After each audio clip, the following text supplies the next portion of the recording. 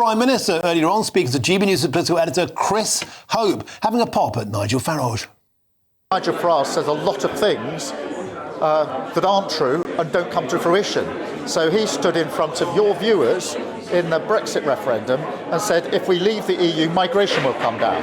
Well, it didn't come down, it quadrupled. So what you get with Nigel Farage is a lot of slippery things that are said, but when you hold them up to the light, they're not actually true. And peddling falsehoods is no way to solve the problems of this country.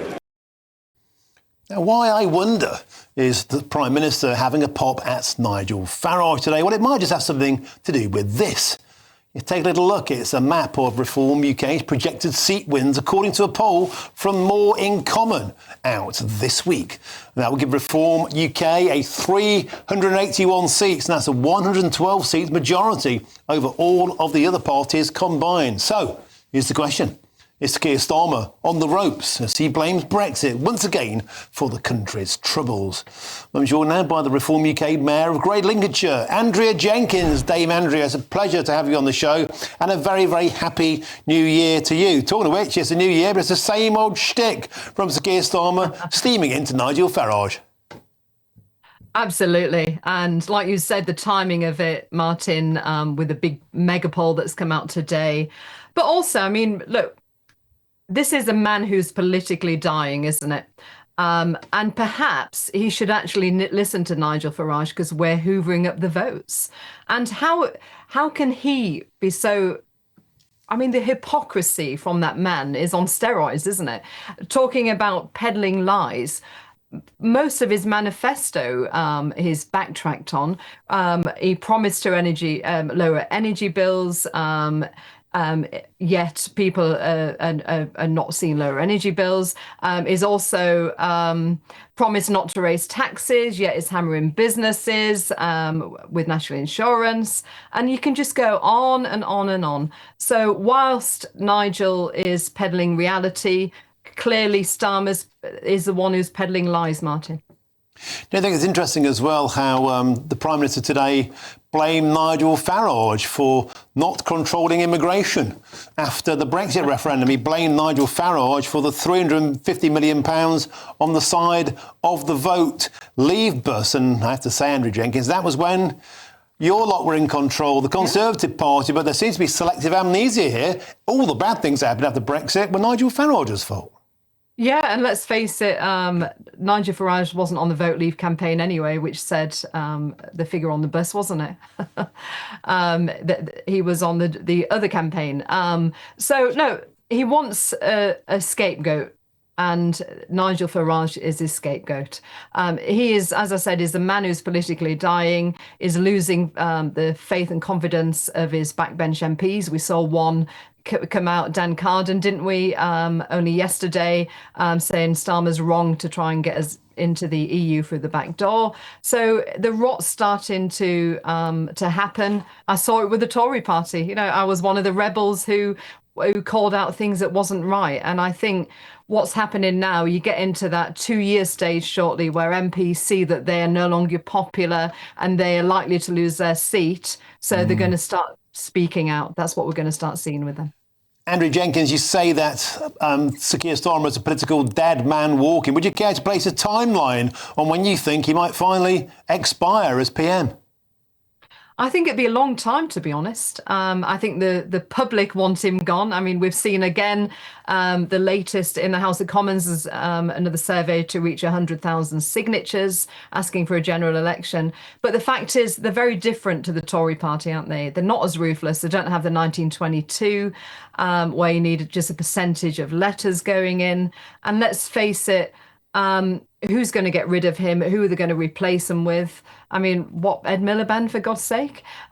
So I think it's not going to go because Rachel would have to go as well. And so I think they're tied together. So I think he's going to be in there a lot longer, unfortunately. Again, that's a nice prospect for 2026. Reform UK Mayor of Great Lincolnshire, Andrea Jenkyns, Dame Andrea Jenkyns, thank you for your company as ever. I wish you a happy new year. Hope to see more of you in the new year. Nigel Nelson. We're living in a time of what feels like pretty significant social change, and it makes us question things that we've even taken for granted for decades. And one of those at the moment that people are wondering about is actually money. Is the money in your bank account safe? Should you be investing elsewhere? Are we looking at a potential global crash? What will it mean for your savings? Is there a way that you could be using your money that might be outside of government control even? Well, TallyMoney is potentially one solution. So I'm delighted to say that I'm joined today by the CEO and founder of TallyMoney, Cameron Parry. What is TallyMoney? Well, at TallyMoney, you basically get gold you can spend. So we give people an individual account in their name, everyday account. They get a sort code, an account number. They use that account just like they would pounds from their bank, but it's milligrams of gold that we brand as Tally. Okay. Why would you do that, though? What is the benefit to the customer instead of just having a normal pound sterling account? Gold's performance against the pound is above 11% per annum over the last 25 years on average. But we still need money in our daily lives, and we have savings. We know that it's good common sense and prudent to save up for things, not just living credit. You know, whether it's a holiday or a rainy day, your retirement planning, you need to have money in your life, basically, that you can rely on, that's dependable, that nobody meddles with, that nobody can weaponise against you, which is another element of government control when it's the government currency, which we could talk about another time. And it should be pretty simple and straightforward, and that's what we deliver at Tally. And really, we just want people to feel safe and happy with their money. There was a time when the bigger your bank balance, the more confident you felt. Now it's like, I need to do something with it. I can't leave it there. In Tally, you can. Okay, brilliant. Cameron Parry from TallyMoney, thank you so much. Thank you, Bev.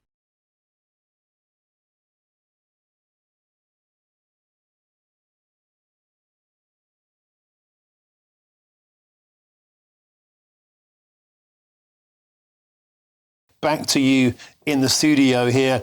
Isn't it a bit rich of Keir Starmer to call Nigel Farage slippery, a man who peddles falsehoods, when Sir Keir Starmer's position on everything is a U-turn? Well, it's a fuel allowance, on the inheritance tax for farmers, on tax rises, on cutting benefits, in being dragged into a rape gang inquiry. Here is a man who absolutely is the very embodiment of falsehood. Well, I mean, Andrea said that what Keir Starmer was doing was scapegoating Nigel Farage. He wasn't. What he was doing is he was tackling him head on as his major political opponent. He's the big problem. So this poll that's just come out, the Reform started the year with a 10-point lead. They ended last year with a 10-point lead. That will give them a pretty healthy majority in the House of Commons if they can sustain it. When it comes to some of the what you call the slippery bits, as you know, I was always against taking away the pensioners' winter fuel allowance. I was against dressing up disability benefits, taking them away from the disabled, dressing it up as welfare reform. So, yes, he has actually U-turned. He had a bad year last year. When it comes down to the tax rises you're talking about, the mistake there was to put in the manifesto that they wouldn't raise the big three taxes. When is the D-Day moment for Keir Starmer? Andrea Jenkyns there was saying he might drag on for a long time. A lot of people starting to say, if we are going to see an absolute whooping in those May elections in Scotland, in Wales, and the local elections where Sir Keir Starmer was actually allowing them to go ahead, could maybe the moment where he bites the bullet.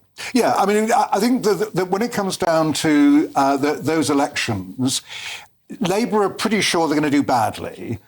Keir Starmer's future will rest on whether or not they do very, very badly. In other words, badly he survives. I think Andrea Jenkyns is absolutely right there.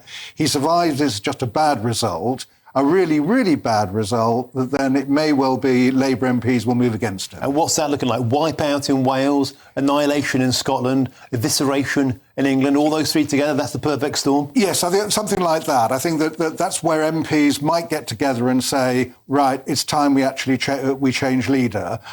Getting rid of a sitting Labour Prime Minister is incredibly difficult. It's not like the Tories who can drop Prime Ministers like hats. It is much more difficult for Labour. But yes, this is the point where if there is no future under Keir Starmer, that's where Labour moves. I think he'll survive the year. I think we'll be having this conversation in 2027.